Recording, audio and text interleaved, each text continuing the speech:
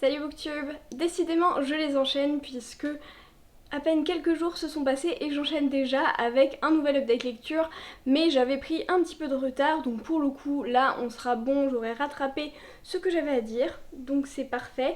Aujourd'hui je vais vous parler de 4 livres, ça pourra être un petit peu long, j'essaierai d'être assez concis sur les livres où il n'y a pas grand chose à dire parce que je pense que je vais parler un moment du dernier livre que j'ai lu parce que vraiment ce livre était incroyable et je pense que tout le monde devrait le lire si vous parlez un minimum anglais, mais vraiment c'était un coup de cœur totalement inattendu. Bon, évidemment je l'ai lu donc je m'attendais à l'aimer, mais pas à ce point, c'était une lecture totalement spontanée et vraiment il était trop bien. Restez pour savoir de quoi je vais parler. Mais si vous me suivez sur Insta, vous m'avez vu en parler pas mal parce que vraiment c'est une claque, je l'ai fini il y a 4 jours et je n'arrête toujours pas d'y penser, donc c'est vous dire. Mais ce n'est pas le sujet de ce début de vidéo puisque j'ai 3 autres livres dont je voudrais vous parler avant et je vais y aller tout de suite pour que ça ne dure pas 150 ans. Je vais commencer par le premier livre dont je voudrais vous parler en toute logique. Il s'agit de La 8e couleur de Terry Pratchett, donc la traduction du premier tome des Annales du Disque Monde qui s'appelle en version originale The Color of Magic, qui a été traduit par Patrick Couton, initialement publié chez La Talente. Moi je l'ai lu en version poche. Ça fait très longtemps que je veux découvrir le Disque Monde et Terry Pratchett de façon plus générale, mais j'étais encore un petit peu incertaine sur VO versus VF. Je dois avouer que pour le moment je suis quand même assez contente de l'avoir découvert en version francophone. Déjà parce que je sais que la traduction est très bonne et que Patrick Couton a eu plusieurs récompenses pour cette traduction justement, donc j'ai toute confiance dans la traduction. Et ensuite parce qu'il y a pas mal de jeux de mots et de choses un petit peu subtiles et je suis un peu passée à côté de certaines, même en français je pense que j'ai pas tout compris au niveau de l'humour, donc en anglais je pense que ça aurait été encore plus compliqué. Je ne suis pas forcément fermée à l'idée de revenir plus tard vers cette saga en version originale si j'aime bien et si j'ai envie de les redécouvrir en VO. Je pense que je n'ai pas grand chose à dire au niveau du résumé parce que c'est quand même une saga qui est extrêmement connue, donc on est sur vraiment une introduction au Disque Monde. Donc le Disque Monde c'est la saga la plus connue, la plus longue de Terry Pratchett, vous savez cet univers qui est sur le dos d'une tortue soutenue par 4 éléphants. On connaît tous un petit peu cette image, Terry Pratchett est extrêmement connu pour faire de la fantasy humoristique. Pour le résumer, dans ce livre, on va suivre surtout un mage qui va rencontrer un touriste dans sa ville et il va leur arriver pas mal de péripéties et pas mal de choses. Je sais que ce livre est réputé pour être vraiment pas du tout le meilleur de Terry Pratchett et il y a certaines personnes qui recommandent même de ne pas commencer par là parce que c'est un des moins bons, surtout dans le Disque Monde.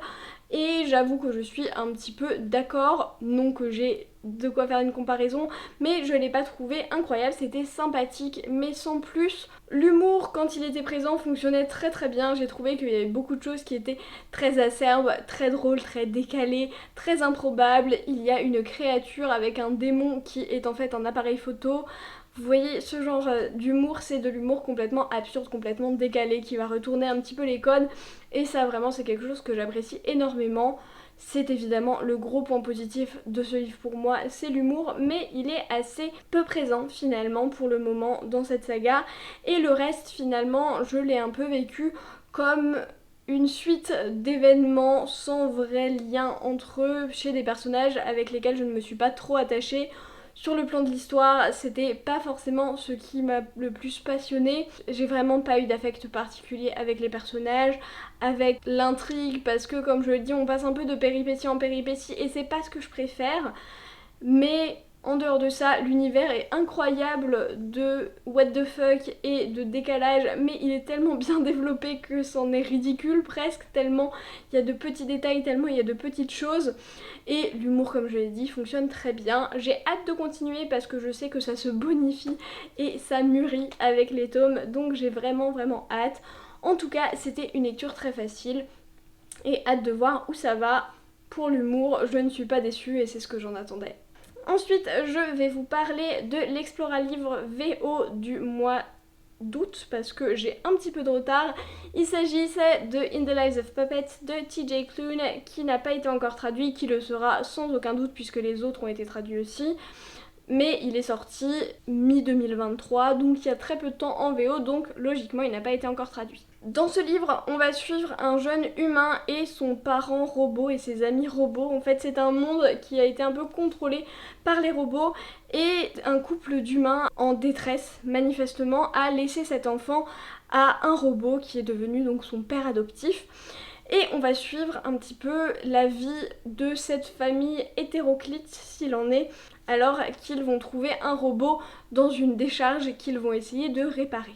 J'avoue que c'est la deuxième fois que je ne finis pas un TJ Klune. Je pense que ce sera la fin de mes tentatives avec cet auteur. J'avais adoré, énorme coup de cœur pour La Maison au milieu de la mer Céruléenne, mais je pense que ce sera tout, puisque je me suis arrêtée à un gros tiers. En gros, là où je suis arrivée, c'était encore très très lent, l'histoire ne s'était pas franchement mise en place. On a un côté très ambiance au début, très centré sur les personnages et les interactions entre les personnages. Vous allez me dire que c'est quelque chose que j'apprécie plutôt d'habitude, sauf que c'est là que le bas blesse, puisque dans la façon d'écrire de TJ Klune, il y a énormément de dialogue, et que ce dialogue, notamment entre les différents robots, est uniquement centré sur un humour basique, à mon sens, qui ne me faisait pas du tout rire. On a un humour à base de blagues sur des pénis, sur des excréments, sur des fluides corporels ou autres trous corporels. Vous voyez le genre, c'est vraiment pas du tout mon humour. Il y a plein de fois où ça me semblait extrêmement forcé. J'avais l'impression que c'était un peu inséré blague numéro 3 ici. C'était pas du tout adapté au contexte, il y a un côté très très redondant dans les dialogues qui sont toujours les mêmes. On a notamment un des robots qui est ami avec notre protagoniste qui est un Roomba qui s'appelle Rambo, c'est le seul truc qui m'a fait rire dans cette histoire. Et c'est un robot qui a soi-disant de l'anxiété. Et du coup, en fait, il fait toujours les mêmes remarques, il a toujours peur de mourir et tout le monde se moque de lui. C'est censé être drôle, déjà la première fois ça m'a agacé, mais au bout de la 20e, c'est franchement lourd. Pareil pour les blagues sur le fait de se masturber, etc. Voilà. Les blagues m'ont vraiment gâché la lecture, ça a rendu cette lecture extrêmement agaçante. Si c'est pas un humour qui vous parle, je pense que vraiment ça ne va pas vous plaire. Et finalement, tout ce que j'avais aimé en fait dans The House in the Cerulean Sea passe un peu derrière ce côté humour, donc c'était toute la bienveillance, toute la beauté des messages, et en fait c'est totalement noyé là où j'en étais sous l'humour. Et donc voilà, c'est un petit peu ce qui m'a vraiment dérangée. J'ai 2-3 autres choses à dire aussi sur ce livre qui m'ont un petit peu dérangée, puisque j'en ai parlé juste avant. On a Rambo donc qui est très anxieux et qui a clairement de l'anxiété, et je trouve qu'on en rigole beaucoup, du moins on est censé en rire beaucoup puisque c'est tourné comme ça, mais je trouve qu'on rigole à ses dépens et on rigole sur lui, sur son anxiété, et du coup ça m'a mis extrêmement mal à l'aise, comme si l'anxiété c'était un sujet à visée humoristique, comme si on était censé en rire. Alors je suis totalement pour les blagues sur la santé mentale, mais je trouve que ça doit être fait par les gens concernés et pas à leurs dépens. Je sais pas si c'est très clair. Quand quelqu'un qui a un problème de santé mentale fait une blague dessus et qu'on relate, c'est hyper drôle. Ça peut en tout cas être hyper bien fait, mais quand on commence à rire aux dépens de la personne avec de l'anxiété, je trouve que c'est un petit peu délicat de dire que la représentation est saine et que ça ne vient pas accentuer des préjugés et des visions négatives des maladies psychologiques. Et donc ça m'a vraiment dérangée.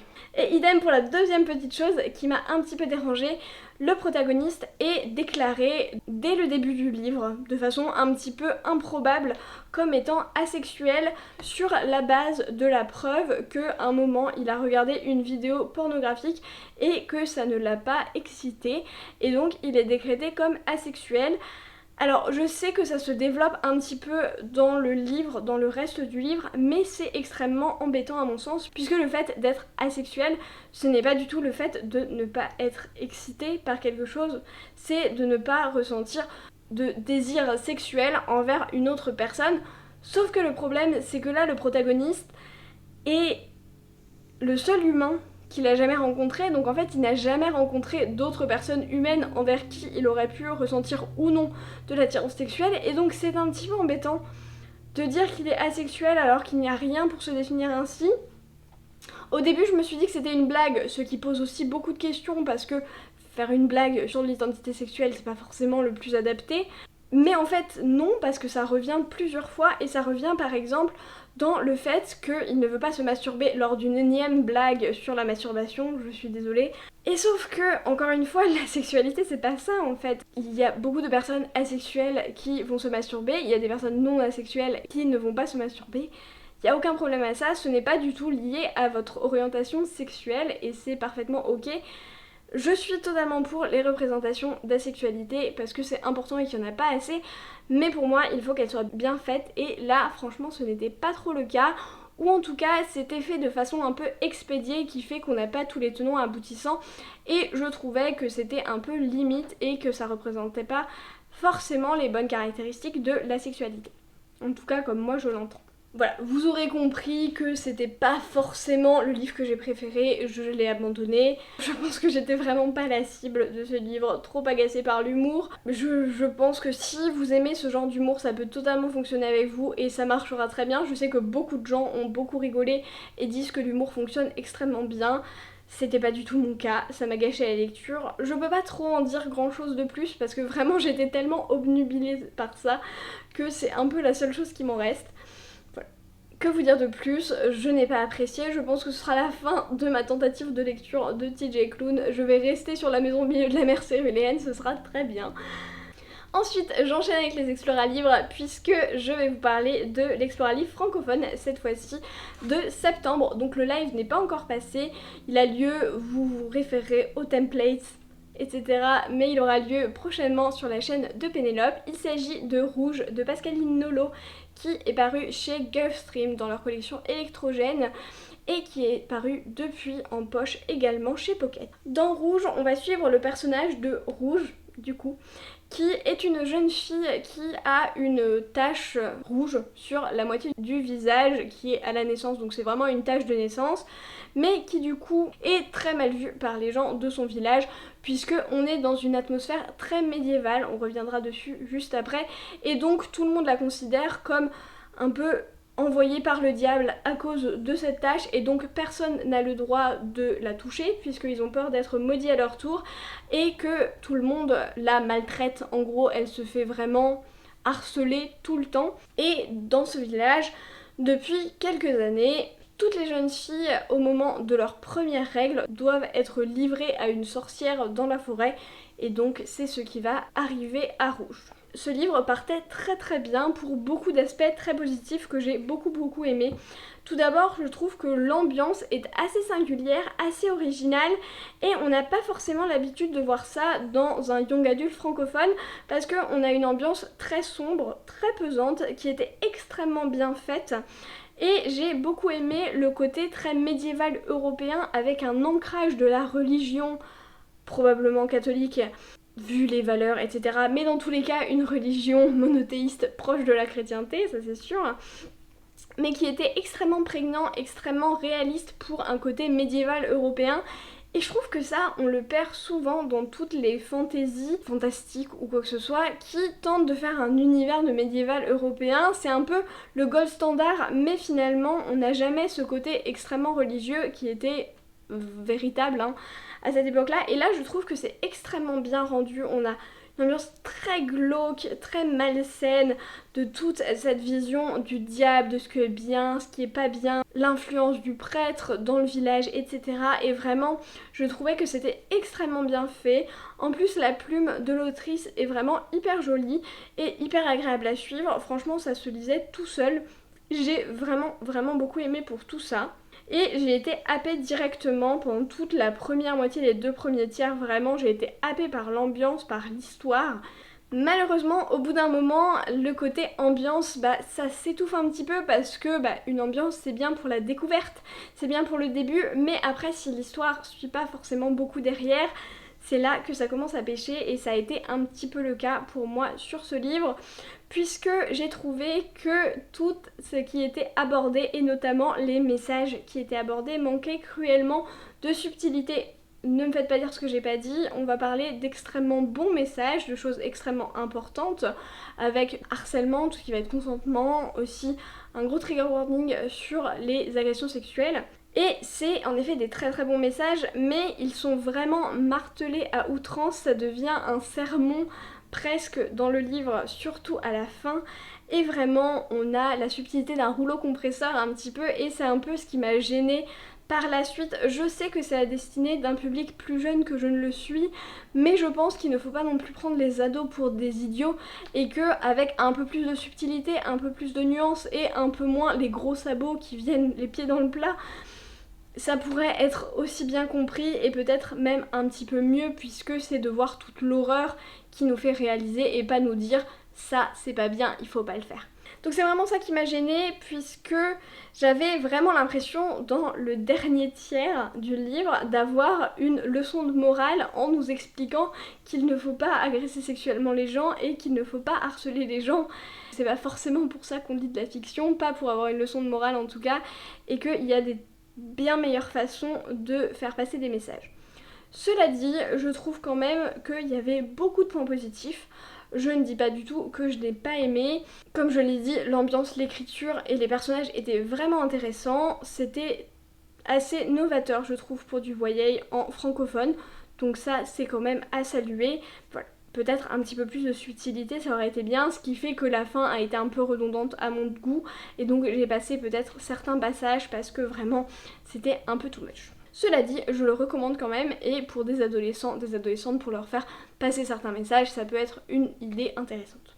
Et enfin, pour faire une transition, je vais vous parler d'un livre qui va aborder autant, voire plus de messages essentiels, importants, mais sans jamais être dans le sermon, sans jamais être dans le rabâchage, avec une subtilité que j'ai rarement vue et une justesse juste parfaite. Vous l'aurez compris, je vous parle de mon dernier coup de cœur, il s'agit de Monday's Not Coming de Tiffany D. Jackson. C'est un livre qui n'a pas été traduit comme tous les livres de l'autrice à l'heure actuelle. Elle en a écrit beaucoup que je vais lire prochainement, d'ailleurs vous vous en doutez. Mais dans ce livre, on va suivre le personnage de Claudia qui est en fin du collège. Alors il s'agit d'un livre young adulte. Même malgré l'âge de la protagoniste, je pense que pour des collégiens, c'est beaucoup trop tôt, c'est beaucoup trop dur en tout cas. Ou alors il faut être bien accompagné et très mature pour encaisser tout ça, mais vraiment quand on est adulte, je trouve qu'il y a un niveau de lecture qui se rajoute dans la compréhension du monde adulte autour de la protagoniste et dans la compréhension des réactions des autres, qui fait que c'est tellement plus dur, tellement plus incisif, plus riche et plus douloureux et plus réaliste en fait. Et c'est ça que j'ai beaucoup aimé, je trouve que ce livre n'en devient que meilleur quand on grandit et quand on mûrit.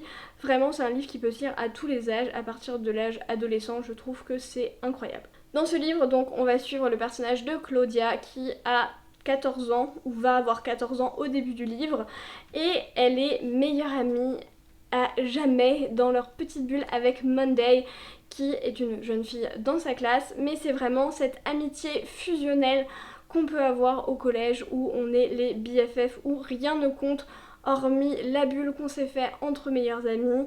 Il y a aussi des soucis au collège. Claudia revient pour une nouvelle année scolaire après avoir passé quelques semaines chez sa grand-mère, comme d'habitude, où elle n'a pas entendu de nouvelles de Monday, alors que d'habitude elle s'échange des lettres. Et arrivée à l'école, Monday n'est pas là. Et les jours, les semaines passent et Monday n'est toujours pas là. Donc on va suivre la quête de Claudia pour comprendre pourquoi Monday n'est plus à l'école et pourquoi elle ne veut plus lui parler et ne veut plus interagir avec elle. C'est vraiment un livre qui a un grand côté thriller et côté recherche, compréhension de ce qui s'est passé. Donc c'est un petit peu difficile d'en parler parce que si j'en parle trop, je risque de vous délivrer des informations qui sont comprises de façon passive, indirecte, par la suite dans le livre, donc je vais éviter de trop en dire, mais je veux juste dire à quel point ce livre aborde de sujets, à quel point il va aller loin dans ce qu'il va aborder et la subtilité avec lesquelles il aborde. Il y a certains sujets qu'il va aborder, des sujets horribles, des sujets hyper importants pour l'intrigue et pour l'univers dans lequel ces personnages évoluent, et qui vont être abordés au fil de conversations entre les adultes qui sont glanées par-ci par-là et pas beaucoup plus. On va avoir toute une question sur la gentrification aux US puisqu'on va suivre des personnages afro-américains à DC, et donc on a tout ce côté gentrification, tout ce côté précarité sociale pour des personnes noires aux US, mais en même temps ça va parler de dyslexie de façon complètement originale, complètement inattendue, mais qui passe extrêmement bien et qui est extrêmement importante pour toute l'histoire. En fait, on va parler au détour d'une scène seulement de prostitution pour gagner un petit peu d'argent dans ce milieu social. Et c'est des choses, tout ça, qu'on comprend en sous-texte et qu'on comprend si on a les clés pour les comprendre et si on a la maturité pour aller au-delà de ce qui est dit et se dire « Ah ok, c'est de ça dont il parle ». Je trouve que ça renforce encore l'horreur de la situation puisque c'est des situations qui n'ont même pas à être discutées. C'est des situations qui sont ce qu'elles sont et qui ne doivent pas être verbalisées, dont on ne doit pas parler, et ça les rend encore plus horrifiques, je trouve, quand on les comprend. Et c'est vraiment ça pour moi, ce livre, c'est vraiment l'horreur quotidienne, l'horreur extrêmement réaliste, il n'y a pas du tout de fantasy, c'est du pur contemporain, mais on a ce côté horreur du monde réel en fait, qui est hyper bien retranscrit, et encore une fois, c'est toujours par des petites touches. Et ça le fait de façon hyper incisive, hyper directe, hyper réaliste, qui va pas du tout nous protéger de l'horreur des choses, de l'horreur de ce que les protagonistes peuvent vivre. Et c'est vraiment ça qui est incroyable, je trouve, dans ce livre. Et encore une fois, la quantité de sujets qui sont abordés, je vous ai parlé de la gentrification, du handicap, de la prostitution, mais ça va parler de harcèlement, ça va parler de l'amitié, évidemment, j'en reviendrai dessus juste après. Ça va parler de relations amoureuses, de relations sexuelles, d'éveil de la sexualité en tant qu'adolescent, de dépression, de stress post-traumatique, d'anxiété, de troubles paniques, etc. Enfin, ça aborde énormément de sujets et ça fait jamais trop. On n'a jamais l'impression que l'autrice se perd dans la quantité de sujets qu'elle veut aborder. On a l'impression qu'ils ont tous leur place, qu'ils ont tous leur rôle à part entière dans cette histoire, même si c'est pas le sujet principal de l'histoire, et c'est vraiment ça que j'ai trouvé incroyable. Ce livre, c'est vraiment un mélange de tellement d'émotions, de tellement de moments entre l'horreur, la tristesse, le déchirement, la peur pour ce qui va se passer, mais vraiment on a toutes ces émotions extrêmement conflictuelles qui viennent nous déchirer en fait pendant la lecture. Et c'est un livre extrêmement dur, hein, je pense que vous l'avez compris, c'est vraiment des choses hyper difficiles à lire, à vivre. C'est un livre déchirant, vraiment. Ça faisait longtemps que j'avais pas pleuré autant et aussi longtemps en lisant un livre, mais vraiment, ça le fait de façon tellement brute, tellement horrible dans sa simplicité en fait, qui est hyper juste et qui fait que c'est encore pire. Et finalement, le côté thriller, c'est pas forcément le plus important dans le livre, puisque personnellement, j'avais découvert une partie de la résolution, la grande partie en tout cas, la résolution assez tôt dans le livre, j'avais compris ce qui s'était passé, et ça le rendait encore plus incroyable. C'est pas ce thriller où, oui, on a compris ce qui se passe, l'outcome, la fin n'a aucun intérêt du coup. Là, on a vraiment une introspection de la protagoniste, on suit vraiment toutes les pensées, toute l'angoisse, toute la perplexité de Claudia qui est incapable de trouver ce qui est arrivé à sa meilleure amie, où elle est, qui essaye de démêler un petit peu tout ce qu'on lui dit, tout ce qu'on lui rabâche, la peur aussi de voir son amitié qui s'est effondrée, l'isolement qu'elle ressent. En fait, on a toutes ces émotions hyper complexes, hyper riches de la protagoniste qui viennent directement insuffler toute la révélation qui se fait de façon extrêmement graduelle. Je pense que beaucoup de gens, si on est adulte, on a compris avant ce qui s'était passé, et ça rend la révélation et la lenteur de la compréhension de la protagoniste encore pire quoi. Parce que vraiment, c'est pas du tout ce côté frustrant de « oh elle comprend rien », c'est ce côté de « elle a 13 ans », et elle voit ce qu'elle veut voir en fait, et dans sa tête c'est extrêmement logique, c'est extrêmement bien fait. Et c'est de l'excellente introspection, vraiment. Il y a un côté très parlé, très verbal dans la façon dont c'est écrit, qui fait qu'on est vraiment connecté à Claudia et qui fait qu'on a vraiment toute sa vie, toutes ses émotions, toutes ses pensées qui font que c'est encore pire d'avoir la progression de cette intrigue. Surtout qu'il y a une structure narrative qui est assez particulière, qui parfois, je l'admets, est assez brouillonne, qui a totalement du sens quand on sait pourquoi ça a été fait pour ça, puisque dans la structure narrative, en fait, on a le before, donc c'est le avant, on a le after, donc le après, on ne sait pas before et after quoi, on ne sait pas. Donc dans before et after, Monday n'est plus là. Et on a le Before the Before, donc il y a par exemple 2 Years Before the Before, et dans ces cas-là, c'est des flashbacks où on va voir Monday et Claudia et leur relation.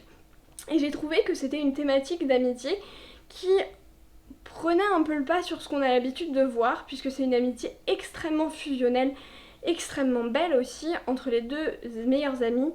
Mais je trouve qu'on a aussi beaucoup de mise en avant de la toxicité de cette amitié parce qu'elles sont extrêmement codépendantes. Claudia dépend complètement de sa meilleure amie, c'est pour ça que son univers s'effondre en fait. Et on voit en fait toute la jalousie aussi qui va sous-tendre cette amitié, toute la rancœur qui peut s'installer aussi finalement entre les deux meilleures amies, les conséquences sur soi, sur son ami, et je trouve que c'est une hyper belle relation, hyper riche parce que ça montre vraiment la beauté mais aussi le négatif de ce genre de relation et d'expérience. Je trouve que c'est extrêmement vrai dans ce que ça dénonce et dans ce que ça dit pour les relations codépendantes comme ça quand on a un ou une amie seulement dans ces âges-là. Et vraiment, j'aurais tellement de choses à en dire,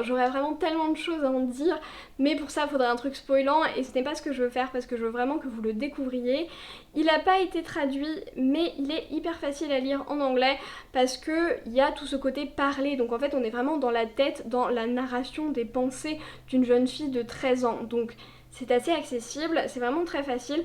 Aussi, big up à l'audio parce que moi je l'ai écouté et la narratrice est incroyable. Vraiment, il y a des moments où elle avait la voix qui se cassait quand les personnages étaient censés pleurer et vraiment, c'était déchirant la façon dont la narratrice le fait et donc vraiment big up à elle parce que vraiment c'était incroyable. Et je me rends compte maintenant que j'aurais dû récupérer son nom, mais je n'ai plus son nom, donc je m'excuse. Et vraiment, c'est un livre qui est, je pense, essentiel, qui est hyper important, qui est déchirant, qui est extrêmement dur à lire. Extrêmement dur à lire, à vivre même, parce que je pense que c'est un livre qu'on vit et qu'on ne lit pas seulement. Il y a beaucoup de thèmes extrêmement durs, beaucoup de trigger warnings, je veux pas parler de tous, j'en ai déjà parlé mais je veux pas parler de tout parce qu'à mon sens il y en a qui peuvent être un peu spoilants, mais s'il y a des sujets qui peuvent vous toucher, notamment en lien avec les enfants, la famille, etc., n'hésitez pas à aller voir les trigger warnings, c'est extrêmement détaillé sur Goodreads, etc. Si des thématiques ne vous touchent pas particulièrement, ou si comme moi ça vous touche et vous êtes un peu maso, bah alors allez-y les yeux fermés, parce que vraiment c'est un livre qui est incroyable. Ce qui va dénoncer de la passivité des individus autour de nous et du j'ai fait ce qu'il fallait. Si vous le lisez un jour ou si vous l'avez lu peut-être, vous saurez de quoi je parle. C'est le j'ai fait ce qu'il fallait. Vraiment qui reste dans ce livre et rien que d'y repenser, j'ai encore les larmes aux yeux et voilà. Ce livre est incroyable et je vous le recommande énormément. Énormément, ça se lit tout seul, c'est un page turner parce que c'est une ambiance thriller donc trop envie de savoir ce qui se passe. Je l'ai écouté pendant 4 heures un après-midi sans faire rien d'autre, ce qui ne m'arrive jamais parce que j'ai beaucoup de mal avec l'audio, enfin bref. Vraiment ce livre est incroyable, je vous le recommande, j'ai déjà beaucoup trop parlé dessus, mais vraiment allez-y, lisez-le, découvrez ce livre, venez m'en parler parce que j'ai besoin d'en parler avec quelqu'un, mais voilà. Je vous le recommande énormément. Je vais conclure cette vidéo là-dessus parce que j'ai pas grand chose d'autre à dire et que je pense que j'ai déjà parlé beaucoup trop longtemps de ce livre. Et vous avez compris à quel point je l'aimais. Mais du coup, en attendant, on arrête tous de procrastiner, on va prendre un livre et moi je vous dis à la prochaine.